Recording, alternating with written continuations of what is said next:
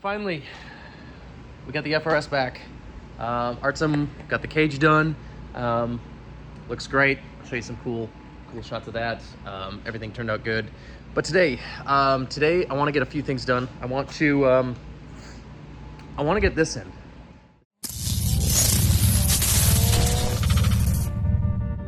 This is the new rear diff setup. So this is a Sicky, kind of like a full kit from Sicky. They modify the subframe and stuff to mount up the Winter's quick change. This is kind of what everyone, at least in the pro spec and up level, most everyone is just doing these. It's not cheap, but I kind of analyzed a little bit what the cost difference would be if I went to a different diff in this car. Doing either like a 350Z diff or a Explorer Ford Explorer diff. Just all that stuff. By the time you get the swap mounts, the axles, the drive shaft, plus the diff, and all that stuff, it honestly wasn't that much more to do this. So that's why I went with this Winter's quick change right away.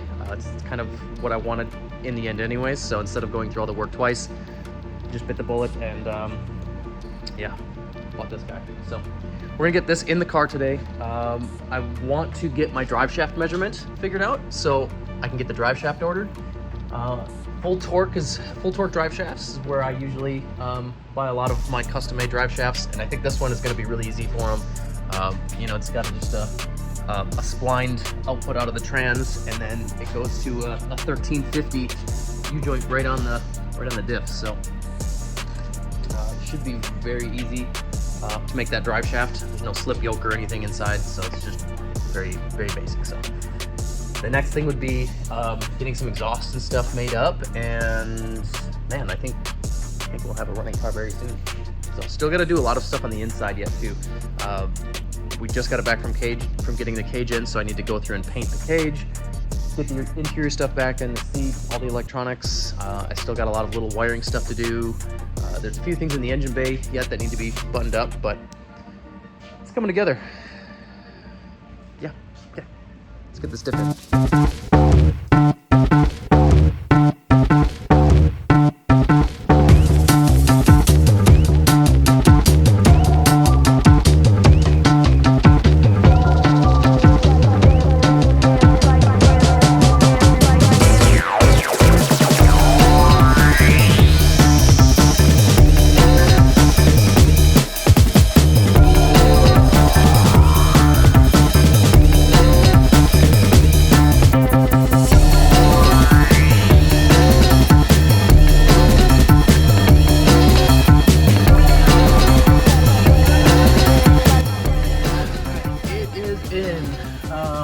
I didn't get a lot of video of that process, but honestly, it's not that complicated. So I had to cut part of the bottom of the car open a little bit just to make a little room for the Winter's quick change, and it actually should work nice because there's a fill hole right on the top side, which I'll be able to access right through the trunk. So that'll make topping off fluid a little easier. Especially after doing a gear change, you'll drip out a little bit of fluid. So yeah, so we got the solid subframe bushings in, all the suspension arms and stuff back on, kind of everything eyeballed, aligned. We'll have to go through and measure everything. I'm missing just a few small bits. Is there some on my face?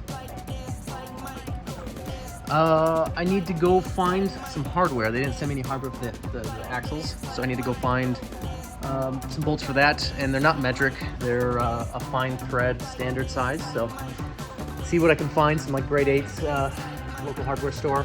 Unless there's, I think they'd send it. You buy this $10,000 kit, and there's no bolts. I need to get those in and then measure my drive shaft, which I'm a little worried about my drive shaft angle. They have this thing kind of pointing down, and the problem here is with this kind of coming downwards, that means the output flange of the T56 needs to go up, so you're at a parallel angle, and that's really not going to happen. That's about as high as it can go, so we'll see. I think it's time for a hardware run. I'm going to go pick up some paint too. I need to get this cage painted. It's kind of the goal for the day is get the cage painted, so then maybe later this week, if I get some time after normal jobs, I can start reassembly on this thing. I'd love to get it to CMP this next event, which is in a week and a half. I'm kind of doubting it. It's got so much to do yet. We've got exhaust to figure out. We've got drive shaft, which will probably be, you know, a week to get, and who knows what other issues they're going to have. So I still got brakes to figure out. Got to get a hydro kit in the car and plumb the rear brake lines. Just so much to do, and I really don't want to rush it. I kind of want this car, I want to enjoy working on it. I don't want to feel like I'm rushed to get this thing done just to make an event. I don't mind if I miss one event with it. There's events all the time. Got the rest of my life for events, so I want to enjoy this process. So, car came back from Artsam's. Got the cage painted. Wanted to get that done before it started rusting. They rust fast when it's bare metal. So I got the dash all in. It was kind of nice. I got it. That fit pretty good with minimal cutting of the dash, so it's kind of cool. Always like a race car that has a factory dash, and it gives it that OE feel. So yeah, now we kind of start the actual reassembly. I shouldn't say reassembly. We start picking up where we left off before we had the cage done. You know, we had a lot of this stuff mounted in the car, but obviously had to come back out from the cage. So getting all that back in and then picking up where I left off. So I'm gonna get the battery mounted. I think I'm gonna put the battery right back here. Nice good spot for weight to keep it kind of low and offset the driver a bit. Then I can finish running my main power wires and kind of pick back up on some of the wiring. We've got a missing hydro yet, which that's coming. That should be here Monday as well. I gotta finish up the rear brakes, which kind of rely on doing the hydro because I'm doing an inline hydro. Need a little shifter. I think that's coming too. The other big thing I have to do is exhaust, which is a little tough because it's this car's low and there's not a lot of room in the tunnel for anything other than the transit drive shaft, which means the exhaust is kind of going to be low and hanging and probably get hit with a lot of stuff. Plus I'm trying to do like a 4-inch exhaust. We're trying this. Vibrant's got some 4-inch oval pipe. I've got kind of my collectors and flex pipe sections. I'm going to try to get some race mufflers in there so it's not overly loud. But that's probably the next big thing to do is exhaust. Then I need to finish up some coolant pipes and an intake. I mean, it seems so close, but yet so far.